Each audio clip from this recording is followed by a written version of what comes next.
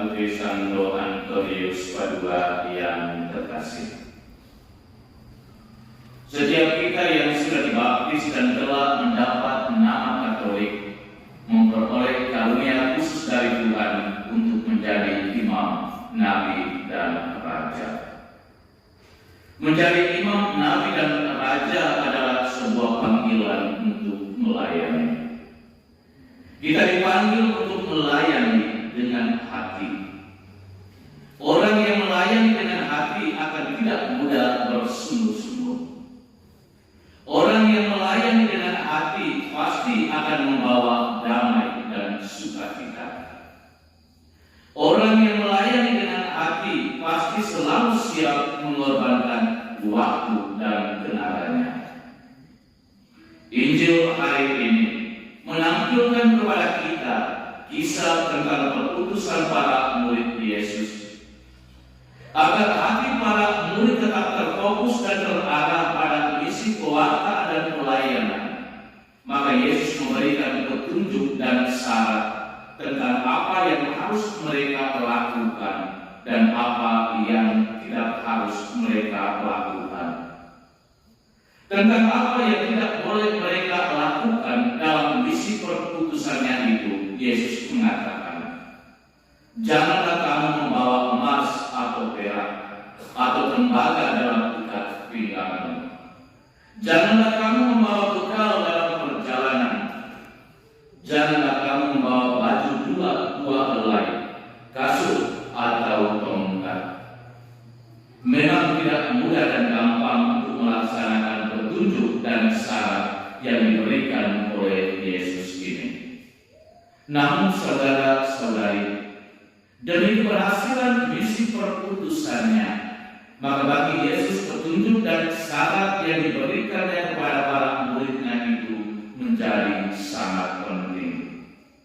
Bahwa dengan petunjuk dan syarat itu setidak-tidaknya bisa memberikan kebebasan dari para muridnya agar hati mereka tetap terfokus dan terarah pada pokok kewartaan dan pelayanan misinya, yakni memberitakan pertobatan, mengusir roh jahat, dan menyembuhkan orang sakit.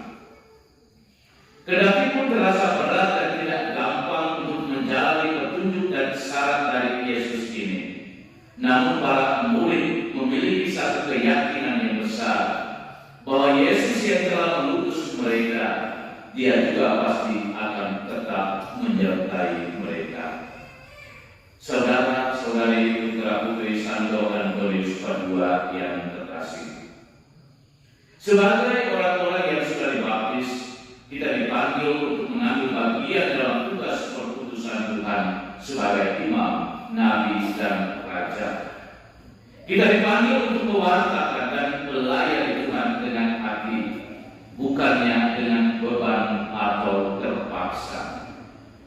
Kalau pewartaan dan pelayanan kita itu dilakukan dengan beban dan terpaksa, maka kita sesungguhnya tidak bahagia di dalam pewartaan dan pelayanan itu sendiri.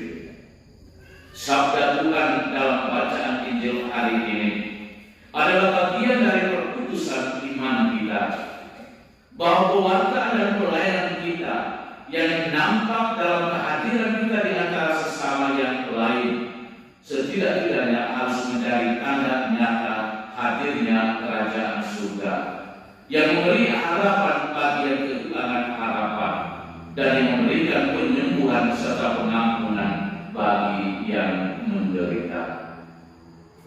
Ada begitu banyak karunia yang sudah kita terima dari Tuhan secara cuma-cuma. Karena itu berikanlah juga dengan cuma-cuma kepada Tuhan. Kita umat paroki Nela sekarang sedang membangun gereja. Kalau kita sungguh orang beriman yang sudah dibaptis, maka kita akan memberikan waktu, tenaga, dan kemampuan kita secara cuma-cuma kepada Tuhan demi kelancaran dan penyelesaian pembangunan gereja kita. Sebenarnya apapun kita membangun gereja, tapi jika iman kita umat paroki Nela tidak turut dibangun, maka sia-sialah semua niat dan rencana baik kita itu. Kita tidak membangun gereja ini dengan iman yang setengah-setengah, tetapi dengan iman yang penuh dan bertanggung jawab. Ketulusan dan pengorbanan kita di dalam membangun gereja itu sesungguhnya harus berpusat pada hati. Hati adalah pusat dari segala kebaikan, tempat kediaman Roh yang memimpin dan mengarahkan kita menuju kepada kesuksesan pembangunan gereja itu sendiri. Semoga hati kita umat paroki Dela selalu tergerak untuk mau mendukung proses penyelesaian pembangunan gereja yang menjadi milik kita bersama. Tantangan, kesulitan, dan berbagai macam persoalan pasti kita hadapi, dan memang ini sedang kita hadapi. Namun kita yakin bahwa Santo Antonius Padua yang menjadi pelindung paroki kita tidak berdiam diri dan membiarkan kita berjuang sendirian. Semoga Tuhan melalui hambanya Santo Antonius Padua dapat menggerakkan hati kita umatnya dan juga para donatur untuk memberi bantuan dan dukungan mereka dengan hati.